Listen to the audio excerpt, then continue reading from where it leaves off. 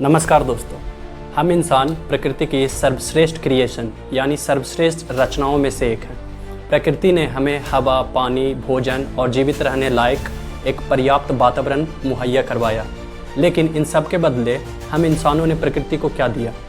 हम इंसानों ने प्रकृति को deforestation, global warming, pollution, wastage of renewable resources, इन सब के अलावा हमने प्रकृति को दिया ही क्या? और आज इन्हीं सब कारणों के बदले प्रकृति से हमें पानी की कमी, खनिज और संसाधनों की कमी, ऑक्सीजन की कमी, जीवित रहने लायक पर्यावरण की कमी देखने को मिल रहा है। तो ये तो होना ही था और ये होगा ही,